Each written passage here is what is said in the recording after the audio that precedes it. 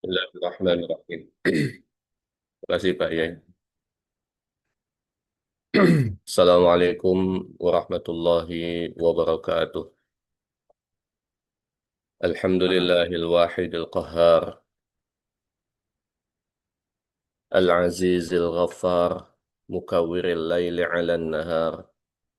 Tadhkiratan liulil qulubi wal absar. Wa tabsiratan lidawil albabi wal i'tibar.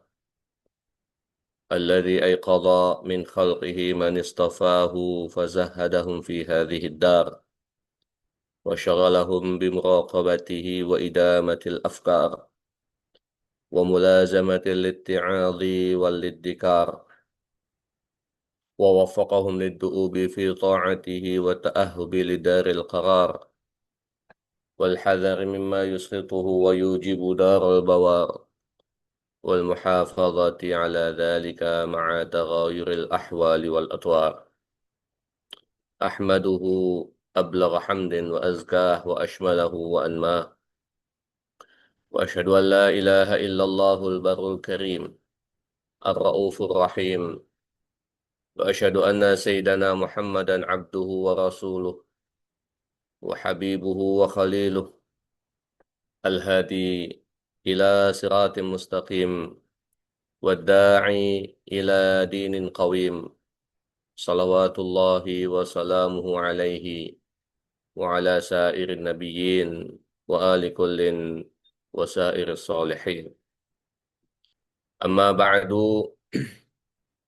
فقد قال الله تعالى في محكم تنزيله وهو أصدق القائلين: يرفع الله الذين آمنوا منكم والذين أوتوا العلم درجات.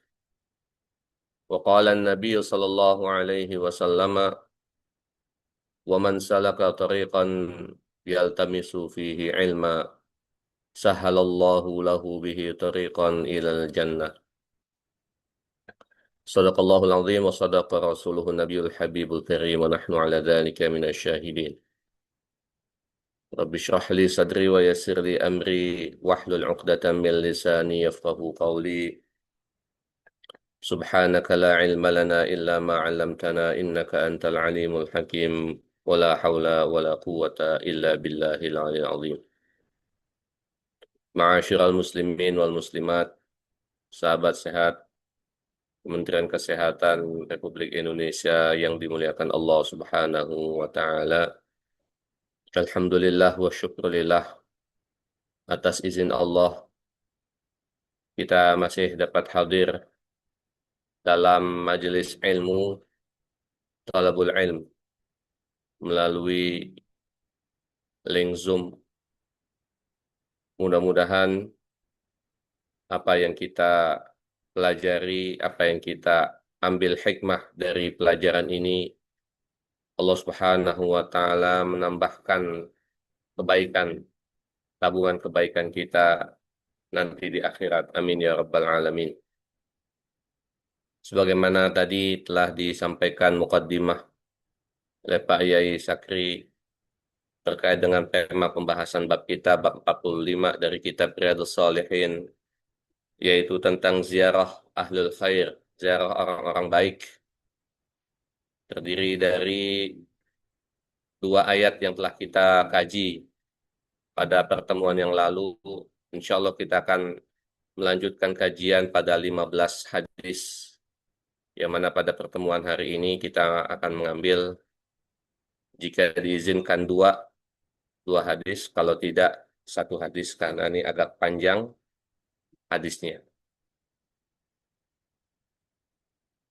Dimulai pada pertemuan yang lalu tentang kisah Nabiullah Musa alaihi salam dengan Yusha bin Nun belajar kepada Nabiullah Khidir alaihi salam, karena Nabi Musa merasa adalah orang yang paling pintar, paling tahu pada masa itu. Oleh Allah Subhanahu wa taala diminta disuruh belajar lagi, yaitu Nabiullah Khidir alaihi salam. Jadi bagaimana perjalanan mereka dalam menyusuri lautan, kemudian dari situ mengambil hikmah pelajaran bahwa wa fawqa kulli dzi ilmin alim.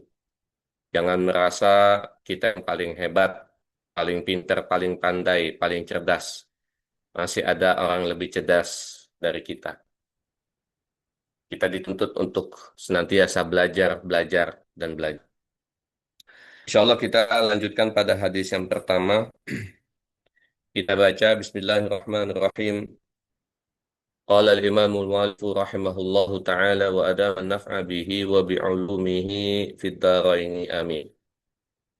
وعن أنس رضي الله عنه قال قال أبو بكر لعمر رضي الله عنهما بعد وفاة رسول الله صلى الله عليه وسلم انطلق بنا إلى أم أيمن رضي الله عنها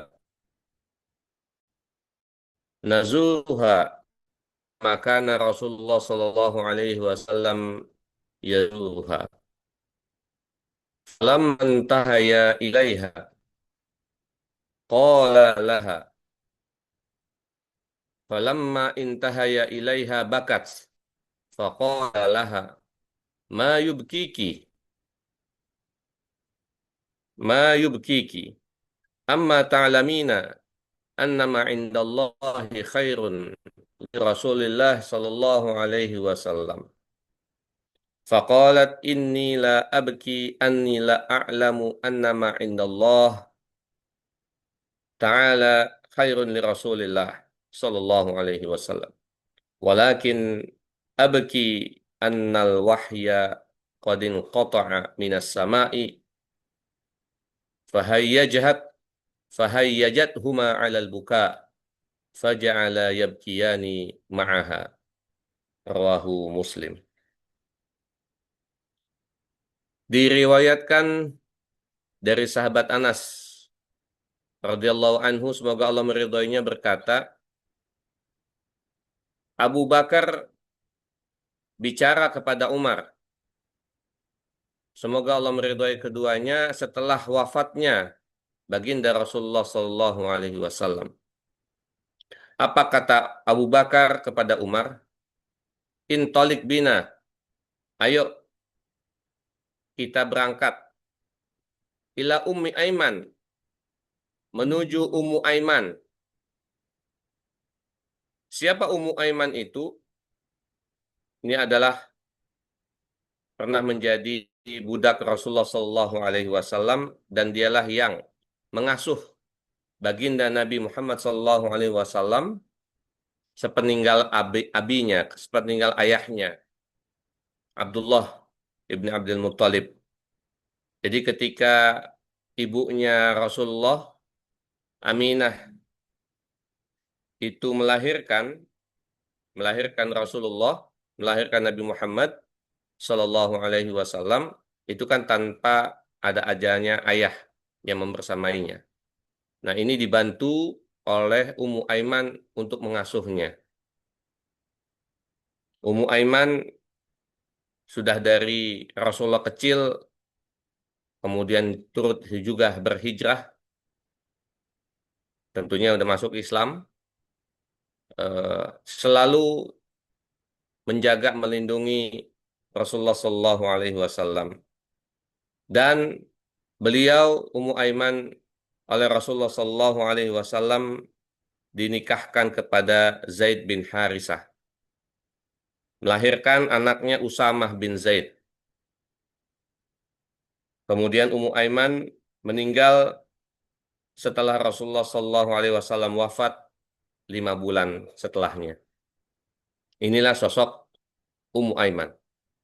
Semasa Rasulullah Sallallahu Alaihi Wasallam hidup, Rasul senantiasa berziarah kepadanya. Jadi Abu Bakar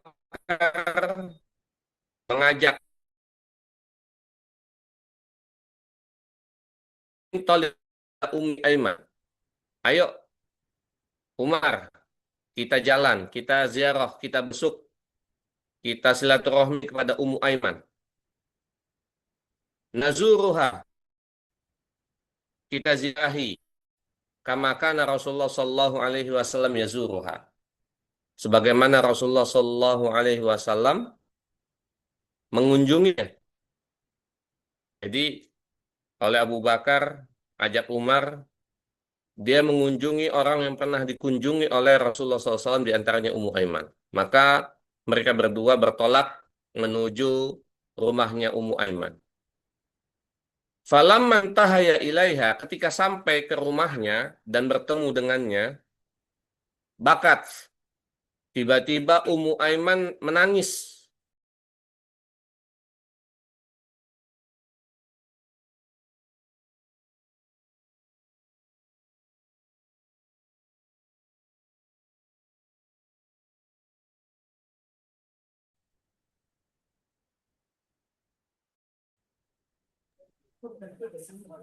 Ada gangguan Ustaz? Hilang ya? Hanya seperti kelas Eh, tadi sampai kata Terputus menangis. ya? Ya, Ya, sinyalnya lagi buruk di tempat saya, maka saya lagi nyari tempat di pinggir jalan, dekat jalan, siap siap. supaya dapat sinyal bagus. Kalau di dalam, karena di dalam gedung gitu, di dalam rumah, jadi saya mohon Sekarang maaf kalau lancar. ada suara-suara motor lewat bolak-balik mondar-mandir, nyari sinyal. Oke, Ya. monggo lanjut. Jadi ketika Abu Bakar dan Umar sampai ke rumahnya Ummu Aiman, tiba-tiba Ummu Aiman menangis. Lalu Abu Bakar dan Umar bertanya kepada Ummu Aiman, "Ma yubkiki?" Apa yang menyebabkan engkau menangis? Ini memang sengaja nggak ada terjemahannya atau gimana? Saya terjemahin secara apa namanya umum saja. Apa yang menyebabkan engkau menangis, wahai Ummu Slide, Aiman? slide-nya ada yang berikutnya kok. Mbak, digeser Amma slide-nya. ta'lamina. Oh, baru berubah. Kirain karena saya sinyalnya susah nggak kebaca. Amma ta'lamina.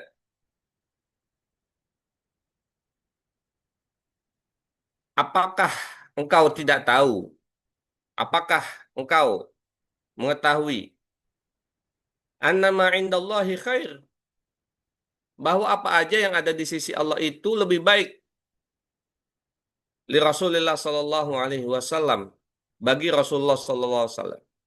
Maksudnya Abu Bakar dan Umar nasihatin Ummu Aiman, ini Rasul wafat, itu kan lebih baik bagi Rasul. Kenapa pakai nangis? Kenapa lebih baik? Ya, tentunya kalau ketika orang sudah meninggal, itu lebih disayang oleh Allah Subhanahu wa taala. Kejahatan, keburukan udah selesai. Jadi tinggal menikmati hasil dari eh, apa yang ditanam di dunia ini. Bukankah itu lebih baik? Kenapa pakai menangis, wahai Ummu Aiman? Kira-kira maknanya begitu. Faqalat, Ummu Aiman menjawab, Inilah abki. Saya bukannya menangis. Inilah a'lamu annama indallahi ta'ala khairun li Rasulillah. Saya bukannya menangis karena saya tidak mengerti bahwa apa yang ada di sisi Allah lebih baik untuk Rasulullah SAW. Jadi saya paham sebenarnya ketika Rasul wafat itu Allah sayang banget sama baginda Rasul.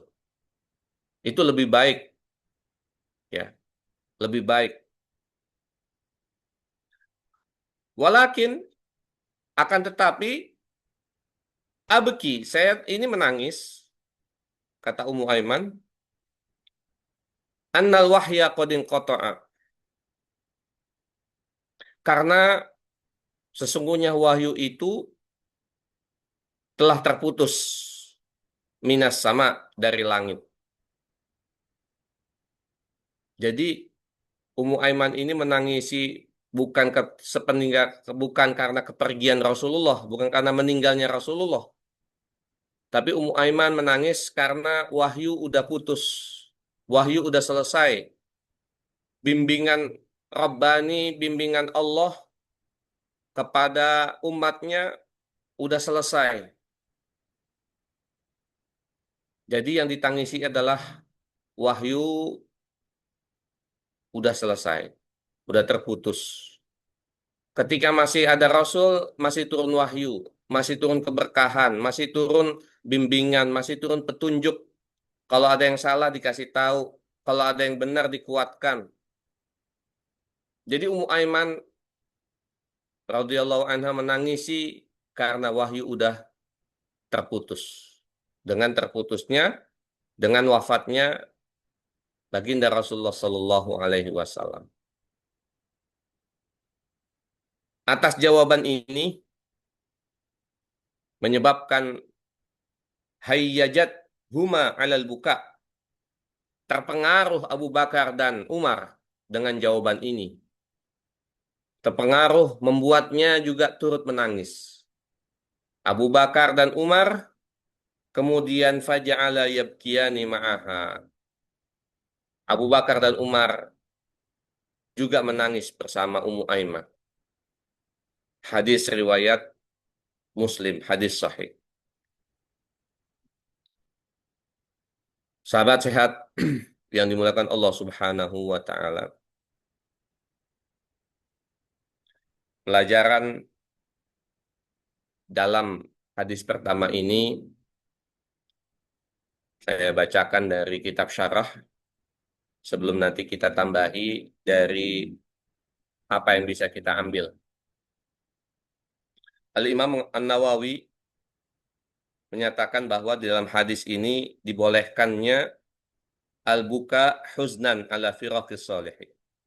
Menangis sedih dengan kepergian orang-orang soleh. Itu boleh.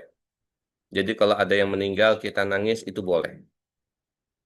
Ada kawan, sejawat, rekan kerja meninggal wafat atau atasan atau bawahan meninggal kita nangis itu boleh. Tapi yang nggak boleh adalah berlebih-lebihan.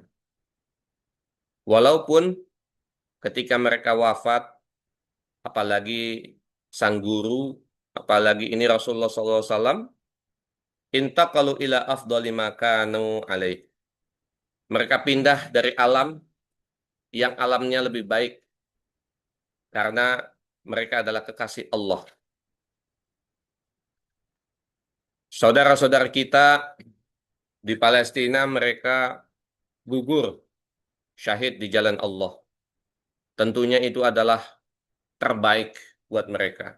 Boleh kita sedih, boleh kita menangis, walaupun mereka berpindah ke alam yang lebih baik dibanding alam dunia yang saat ini kita masih berada di dalamnya, berpindah ke alam kubur, alam barzakh, yang mana ini mereka dan kita pasti semua akan mengikuti mereka. Para syuhada, orang-orang yang terbaik dalam kematian mereka, berada di sisi Allah, yurzakun, mereka mendapatkan rizki. Boleh, kata Imam Nawawi di sini, jawazul buka huznan. Boleh menangis, sedih, dengan wafatnya, meninggalnya orang-orang soleh, ashab, teman-teman, rekan, sejawat, dan lain sebagainya. Walaupun mereka pindah dari alam dunia menuju akhirat nanti, alam barzakh, itu alam lebih baik daripada alam dunia. Alam dunia banyak fitnah, banyak ujian, banyak cobaan. Mungkin terkadang kita tergelincir. Dengan kita tergelincir, semoga ada waktu kepada kita untuk bertaubat. Mohon ampun pada Allah Subhanahu wa taala. Pelajaran selanjutnya adalah ziaratus sholihin. Menziarahi, berkunjung kepada orang-orang soleh. Wa ziyaratu man kana sadiqahu yazuruhu. berziarah kepada temannya orang soleh tadi. Di sini Rasulullah Shallallahu Alaihi Wasallam sering menziarahi Ummu Aiman, sering menziarahi. Nah, Abu Bakar dan Umar tahu Rasulullah sering ziarah ke sana. Nah, oleh Abu Bakar dan Umar, sunnah ini atau kegiatan ini dilanjutkan. Karena Rasulullah SAW orang yang paling soleh, paling bertakwa, orang terbaik, maka Abu Bakar dan Umar melaksanakan apa yang pernah dilakukan oleh baginda Rasulullah SAW. Nah, begitu pula kita menganggap orang tua kita, ayah bunda kita adalah orang terbaik, orang yang mengajarkan, orang yang membina, orang yang mendidik kita. Kita tahu siapa teman-teman orang tua kita. Biasanya kalau lebaran ke sana, ke sini, nah, ketika kedua orang tua kita tiada, nah, kita lanjutkan ya tradisi untuk bisa ziarah lebaran. Nggak harus lebaran, tapi juga ya momentumnya di kita di timur di Indonesia ini adalah momentum lebaran untuk ziarah. Walaupun ziarah ataupun silaturahmi bukan hanya pada lebaran saja. Atau guru kita, guru ngaji kita, dia punya teman guru ngaji kita pernah berziarah ke sana. Nah, kita coba untuk melakukan hal yang serupa. Sehingga sunnah atau mungkin bisa jadi tradisi ini adalah menjadi tradisi yang baik. Ada landasannya berziarah kepada ahli khair, berziarah kepada orang baik. Pelajaran selanjutnya adalah jawazu ziarati solih liman huwa dunah. Bolehnya orang soleh berziarah, bersilaturahmi kepada orang yang secara derajat atau secara keilmuan berada di bawahnya. Orang seorang guru boleh berziarah silaturahmi kepada muridnya. Nggak selalu guru didatangi, tapi kadang-kadang guru mendatangi murid-muridnya ke rumah mereka bersilaturahmi. Ini tentunya membawa keberkahan bagi murid tersebut. Artinya bisa jadi saling berkunjung, saling silaturahmi, terikat atas dasar ukhuwah persaudaraan. Orang yang nanti di hadis yang kedua ya. Hadis pertama ini lebih kepada berziarah kepada orang soleh dan temannya orang soleh. Nanti di hadis kedua, landasan kenapa kita ziarah, kenapa kita silaturahmi. Apa dasarnya nanti di hadis kedua, melalui cerita. Ini banyak pada cerita supaya kita mengambil teladan, mengambil kisah hikmah dari kisah tersebut. Jadi orang soleh ketika berziarah kepada murid-muridnya atau anak asuhnya itu uh, sangat berpengaruh pada kejiwaan, pada kondisi psikologi orang yang diziarahinya. Ya. Sehingga hubungan mereka bukan hanya hubungan keilmiahan, tapi ada hubungan ukhuwah, persaudaraan lillah karena Allah Subhanahu wa taala. Dalam hadis ini pula kita bisa tahu fadlu Ummi Aiman, keutamaan dari Ummu Aiman.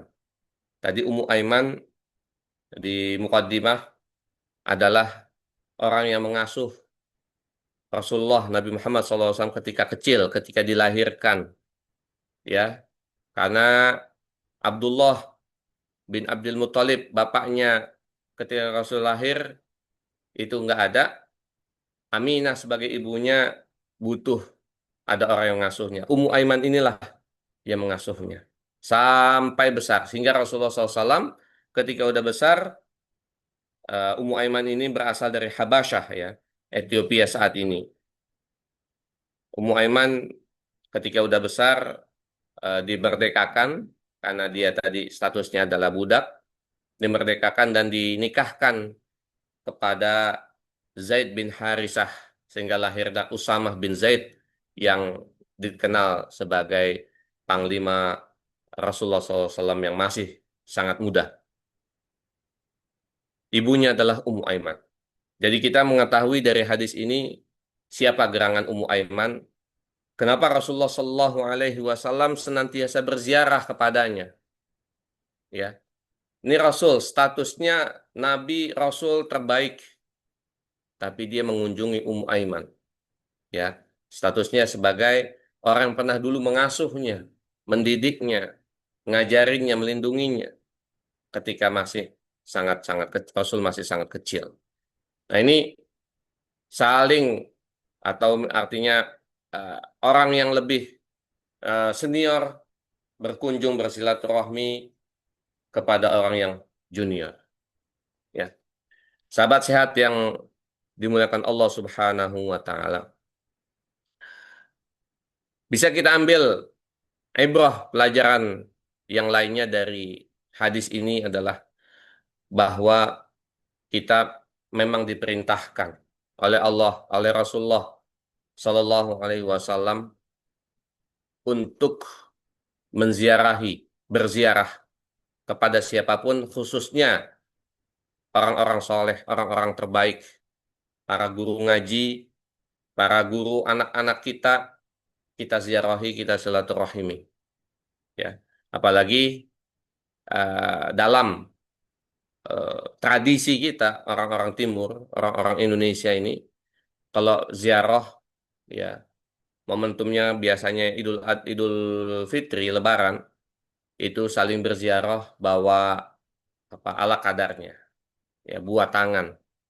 Walaupun tidak menjadi syarat, tapi itu adalah tradisi baik yang bisa dilestarikan. Ya, jadi berkunjung kepada guru, berkunjung kepada orang-orang soleh, berkunjung pada orang-orang baik, ini perlu untuk digiatkan kembali. Atas dasar apa kunjungan tersebut? Atas dasar al-ukhuwah, persaudaraan, lillahi ta'ala, karena Allah Subhanahu wa ta'ala. Ketika kita berkunjung misalkan kepada bapak ibu guru anak-anak kita, atau kita menyambung kembali silaturahmi kepada dulu yang mengajarkan kita. Ya, dulu ketika kita TK, SD, ada guru yang ngajar kita dan sampai saat ini masih hidup, ah, perlu untuk kita ziarah silaturahmi. Apalagi sekarang sudah ada media sosial, kita jadi tahu mereka masih hidup atau tidak, kita bisa silaturahmi. Kalau mereka ada di kampung halaman, ada di desa, suatu saat ketika kita sedang berkunjung, ada kunjungan dinas ke sana, bisa kita selipkan silaturahmi kita kepada orang-orang yang telah mendidik atau membersamai kita ketika kita dulu masih remaja atau masih anak-anak. Jadi, sahabat sehat yang dimuliakan Allah Subhanahu wa taala, hadis pertama ini mengajarkan kita, mengajarkan kita untuk kita bersilaturahmi, berziarah kepada orang baik. Di sini yang menjadi temanya adalah Ummu Aiman, ya orang yang ber eh, melindungilah, membersamai Rasulullah SAW ketika masih kecil, ya sampai Rasul wafat, Ummu Aiman masih terus berada di sisi Rasulullah SAW. Sering Rasul ziarah kepadanya, sehingga ini membuat Abu Bakar dan Umar turut serta menziarahnya sepeninggal Rasulullah SAW.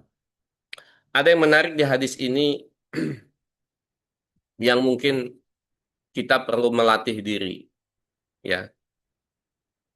Ketika Ummu Aiman menjawab bahwa saya tidak menangisi wafatnya Rasulullah karena berpindah alam dari alam dunia kepada alam kubur, dan itu adalah terbaik karena Rasulullah manusia terbaik dan bertemu dengan Rob itu adalah sebuah kebaikan, lebih baik baginya. Bukan itu lantarannya, tapi lantaran nangisnya itu karena wahyu terputus. Ini artinya apa? Ya Rob, mereka para sahabat begitu mulianya mereka karena pada masa itu wahyu senantiasa turun, senantiasa membimbing mereka. Kalau kita korelasikan pada masa ini, ketika kita kehilangan ulama, kehilangan guru, kehilangan orang-orang yang mendidik, mengajarkan kita, bukan karena mereka wafat, tapi karena didikan mereka itu sudah mulai berkurang. Pembinaan mereka itu sudah mulai hilang. Kita, kalau ada guru kita, tentunya kita menjadi lebih baik. Karena oleh guru kita, kita dibimbing. Ketika guru kita sudah tiada, siapa yang membimbing kita? Inilah yang membuat eh, Ummu Aiman menangis. Terpengaruh.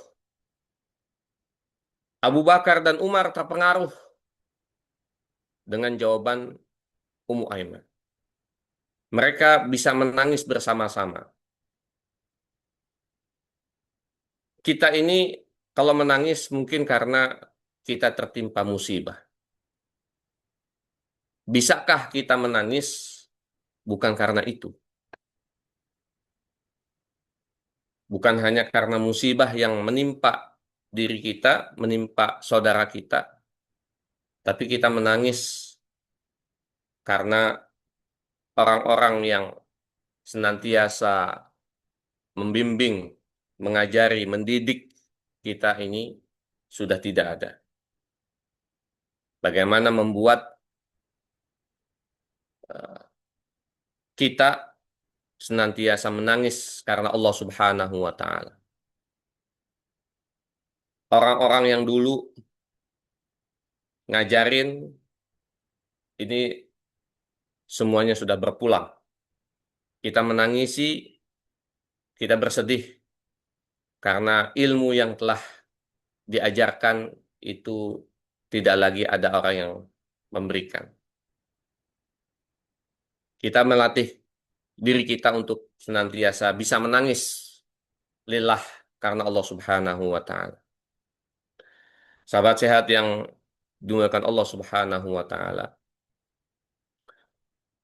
Hadis pertama ini mengingatkan kita untuk bisa bersilaturahmi, berziarah kepada orang alim, orang guru, orang-orang yang keluarganya kalau mereka sudah tiada, kita ziarahi, kita silaturahmi, kita eratkan tali ukhuwah persaudaraan dengan mereka.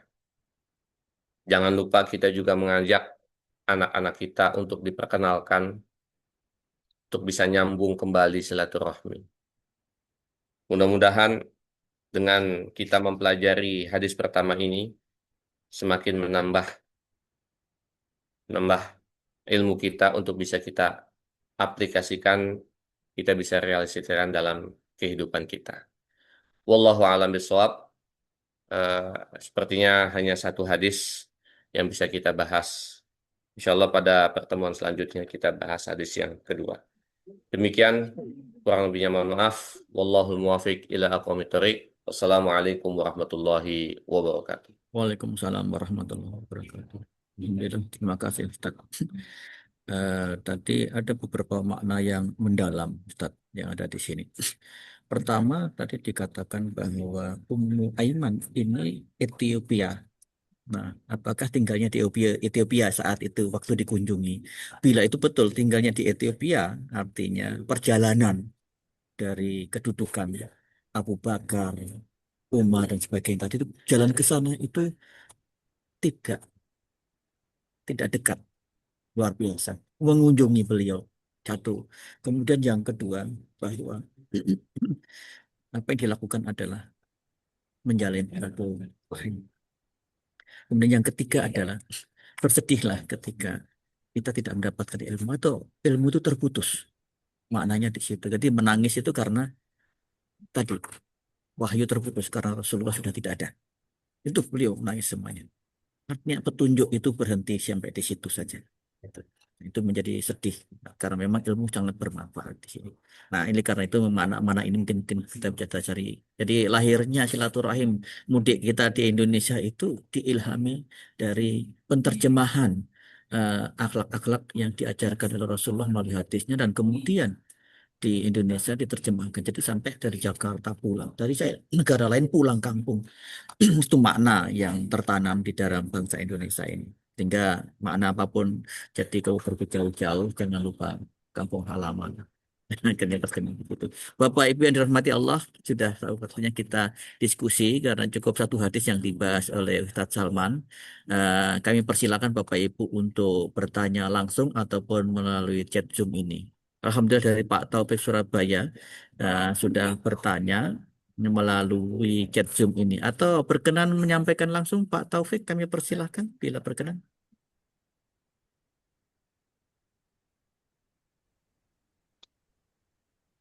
Oh tidak. Oke. Di sini ada pertanyaan. Assalamualaikum Ustadz. Mohon penjelasan adab berziarah kubur dan apa yang dilarang di dalam berziarah kubur. Cukup pendek, tapi ini sering dilakukan oleh masyarakat Indonesia. Nah, ini artinya menjadi rambu-rambu mana yang boleh dan mana yang tidak. Mohon penjelasan Ustadz. Ya, Bismillah, alhamdulillah, wassalatu wassalamu ala Rasulullah. Wa ba'd. Sebelum menjawab pertanyaan dari Pak Taufik, tadi mengomentari terkait dengan Ummu Aiman ya. Asalnya dari Habasyah, Ethiopia, asalnya. Tapi sudah ber, apa namanya, berpindah tempat ya, karena eh, ya ketika pindah tempat statusnya menjadi budak dan ini oleh Abdullah ayahnya Rasul dijadikan khadimat ya, pembantu gitu. Tapi statusnya budak. Jadi sudah meninggalkan Habasyah sudah lama gitu. Sehingga setelah meninggalkan daerah Habasyah mungkin dari kecil gitu ya. Ya artinya usia mungkin 10 tahun atau uh, nggak ada angka umur yang ini tapi dia senantiasa berada di keluarganya Abdullah, keluarganya Rasulullah, keluarganya ibunya Aminah. Sehingga ketika lahir Rasulullah Shallallahu Alaihi Wasallam, Ummu Aiman ini yang membantu semua keperluannya. Jadi asalnya saja dari Habasyah, dari Ethiopia, tidak balik lagi gitu. Jadi memang eh, sudah pindah, bahkan ikut hijrah juga ke Madinah setelah pusat pemerintahan Islam berada di Madinah eh, oleh Ummu Aiman juga hijrah ke sana ke Madinah sampai akhir hayatnya dan dimakamkan dikuburkan semua ahlul Madinah itu di eh, apa namanya pemakaman samping masjid tuh namanya apa apa Biko apa ini samping Masjid Nabawi menjadi lupa. Iya, di samping Masjid Nabawi. Jadi banyak ahlul Madinah yang dimakamkan di sana. Terkait dengan adab berziarah kubur ya, apa yang dilarang dalam ziarah kubur. Jadi ketika kita meniatkan diri ziarah kubur, ya sebelum kita masuk ke area pemakaman, bisa jadi TPU ataupun eh, pemakaman yang khusus ya. Ini senantiasa kita memberikan salam, ya, memberikan salam. Sebisa mungkin kita dalam kondisi berwudu, bersuci, ya. Kita memberikan salam, Assalamualaikum ya ahlad diyar, warahmatullahi wabarakatuh. Wa inna insyaallahu bikum lahiqun, nas'alullaha lana walakumul afiyah. Eh, Assalamualaikum. Keselamatan bagi kalian ya ahlad diyar. Ya, maaf. Maafkan membaki ya tadi. Assalamualaikum ya ahlad diyar. Selamatan bagi para penduduk ya kuburan. Warahmatullahi wabarakatuh. Jadi kita mengucapkan salam, yang ada di dalam kuburan itu tahu siapa yang datang, yang mengunjungi. Wa inna insyaallah bikum lahiqun. Insya Allah kami akan ikut kalian, lahiqun, menyusul kalian. Wa inna insyaallah bikum lahiq. Nas'alullaha lana wa lakumul afiyah. Kita mohon pada Allah untuk memaafkan, mengampuni kita semuanya. Nah, ini ketika kita berkunjung ziarah atau lewat, sekadar lewat ya. Kalau naik motor itu kan di belakang itu ada kobernya. Nah, kalau lewat pemakaman cuma numpang lewat juga kita baca doa itu, salam tadi. Assalamualaikum ya Nadia. Kemudian dalam kondisi berwudu, bersuci, kita mendoakan mayit. Allahumma gfir lahu kalau dia laki-laki, Allahumma gfir laha kalau dia perempuan. Kalau banyak, Allahumma gfir lahum. Ya. Ya Allah ampunilah mereka. Ya. Mereka butuh dengan doa kita. Mereka butuh dengan siraman-siraman doa. Ya, siraman-siraman doa. Ya. Karena amal mereka sudah terputus dengan doa, mudah-mudahan Allah Subhanahu wa taala senantiasa merahmati. Dalilnya ada dalam surat Al-Hasyr. Walladzina ja'u min ba'dihim yaquluna rabbana ighfir lana wa li ikhwanina alladzina sabaquna bil iman. Ya. Dan orang yang datang setelahnya, setelah Muhajirin dan Ansar, yaqulun, mereka mengatakan, Rabbana ighfir lana, ampunilah kami, wa li ikhwanina alladzina sabaquna bil iman. Dan saudara-saudara kami yang telah beriman mendahului kami. Orang-orang yang sudah wafat, ampunlah mereka ya Allah. Jadi kita datang ke kuburan, kita mendoakan mereka. Ya. Kalau orang tua kita, doakan orang tua kita. Kalau saudara-saudara kita doakan saudara kita. Doakan ampunan untuk mereka. Kalau kita melatih diri untuk membiasakan mendoakan mereka, itu insya Allah nanti kalau kita sudah tiada, anak-anak kita mendoakan kita. Ya. Kita ajak anak-anak kita ketika ziarah kubur pada orang tua kita ajak mereka, kita biasakan mereka kubur, sehingga nanti sudah lanjut untuk mendoakan kita. Nah, apa yang dilarang? Yang dilarang adalah berlebihan. Menangis berlebihan nggak boleh. Menangis biasa nggak masalah. Yang berlebihan tidak boleh. Ya. Kemudian membangun bangunan kuburan itu nggak boleh. Meninggikan ya itu tidak boleh. Meninggikan kayak macam kalau di apa namanya di tempat saya belajar di Mesir itu udah kayak rumah, gitu. Udah kayak rumah. Gitu. Tapi kalau misalkan tingginya apa namanya bukan bangunan ya cuma sekedar sebagai tanda ya nggak masalah. Demikian dengan ada perlu latih kita untuk bisa kita apa namanya kalau berziarah kubur kita memahami adab-adabnya. Kita menambahkan. Alhamdulillah. Ada pertanyaan kedua. Ustaz, izin. Oh, kayak gangguin sinyal ya di Ustaznya. Alhamdulillah. Ada pertanyaan kedua, Ustaz. Izin bertanya, Pak Ustadz, jikalau wanita berziarah kubur, sebatas mana batasan bagi seorang perempuan itu? Saya juga mendengar jangan sampai terlihat aurat wanita karena akan menambah siksa kubur bagi si mayit. Apakah wanita memang sebisa mungkin jangan terlalu sering ziarah kubur. Ya, dari status boleh atau tidaknya, dan kalaupun boleh, tata sopan berpakaiannya seperti apa. Jadi eh, Bapak Ibu sekalian, eh, wanita keluar rumah jika tidak memberikan fitnah, itu nggak masalah. Yang menjadi masalah memberikan fitnah. Seperti apa misalkan bersolek berlebihan, gitu ya. Dandannya berlebihan. Ini yusirul fitnah, memberikan fitnah. Mengajak orang untuk berbuat maksiat. Tentunya wanita muslimah gitu ya, keluar rumah dengan eh, menjaga menutup aurat. Itu mau ke kuburan, mau ke kantor, mau ke yang penting keluar rumah, ya auratnya ditutup gitu. Auratnya ditutup. Aurat wanita yang boleh terlihat adalah telapak tangan dan wajahnya saja kalau keluar rumah.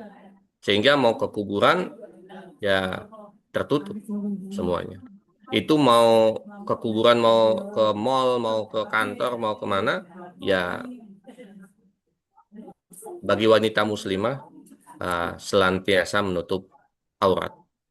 Ya, apakah yang terlihat auratnya ketika dia eh, apa namanya berziarah kubur menambah siksa kubur bagi si mayit? Si mayit, ya jenazah atau mayit yang ada di kuburan itu kan tadi eh, dia tahu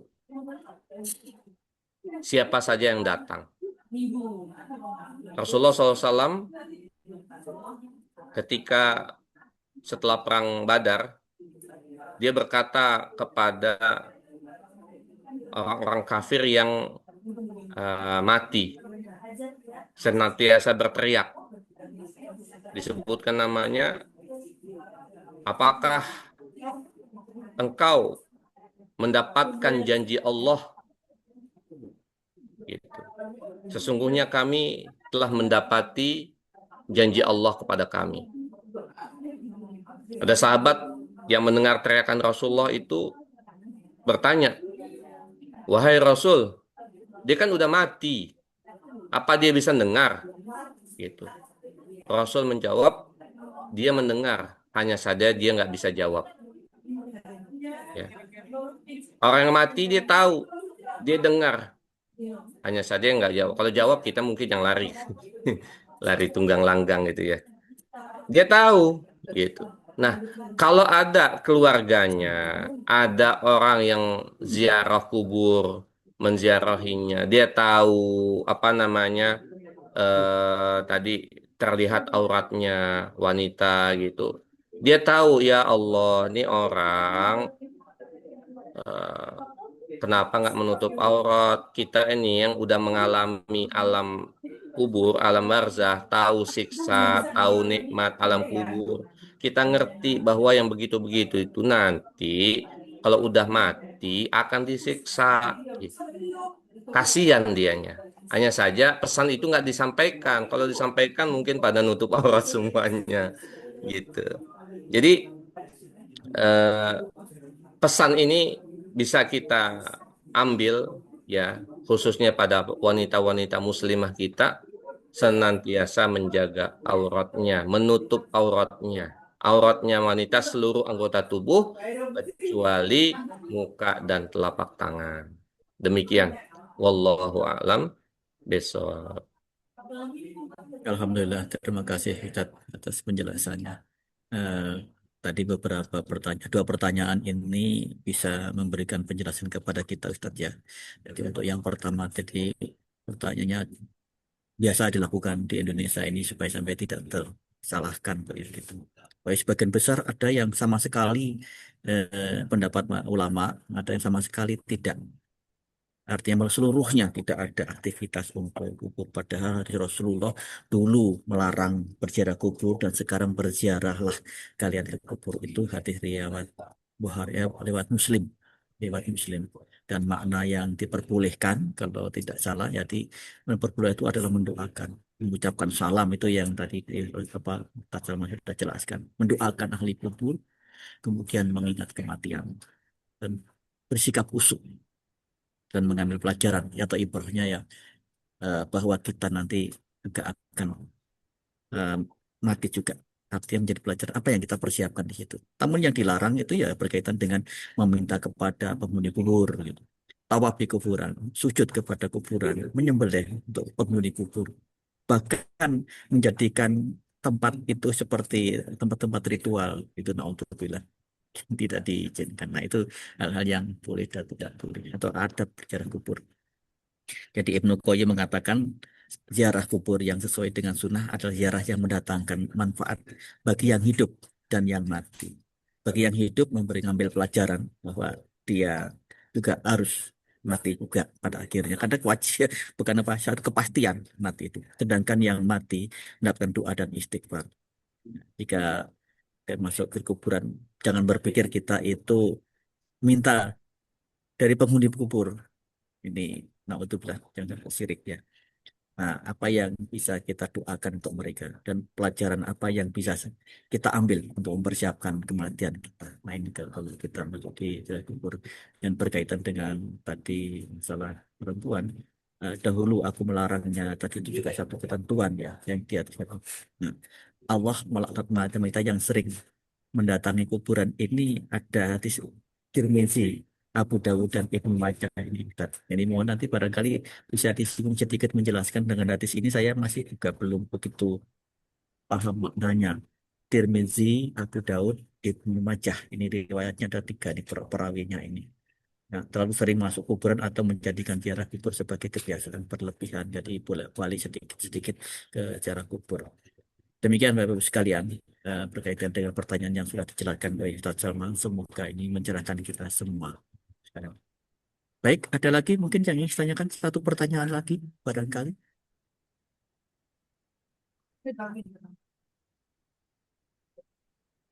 Alhamdulillah.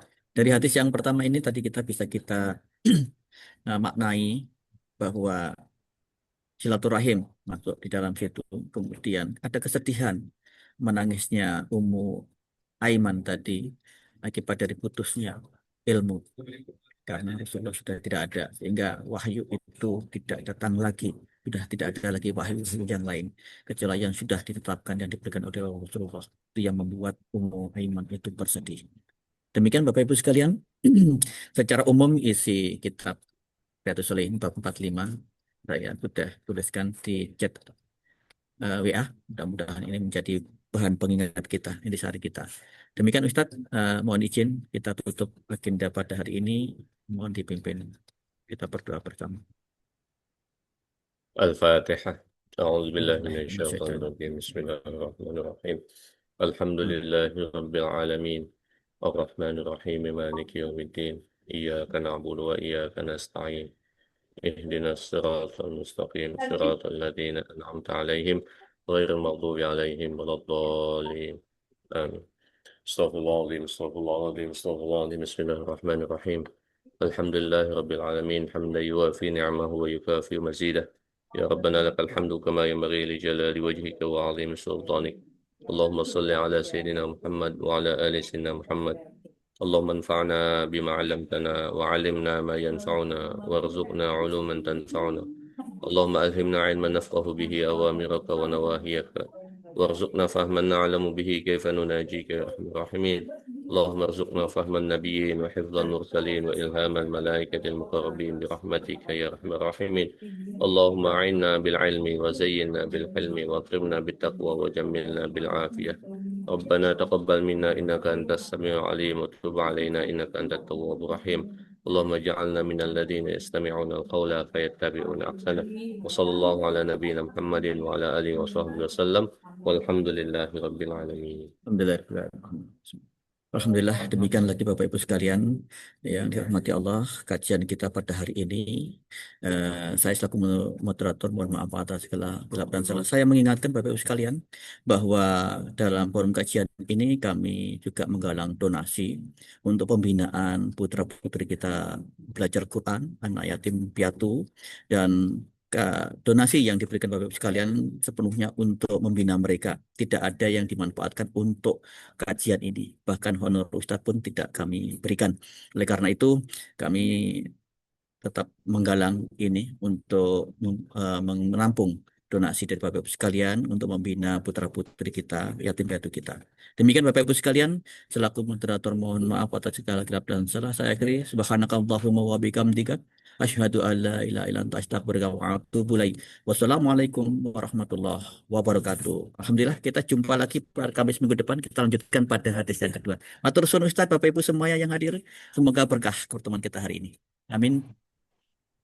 Waalaikumsalam. Terima kasih, Pak. Iya, sami-sami Pak.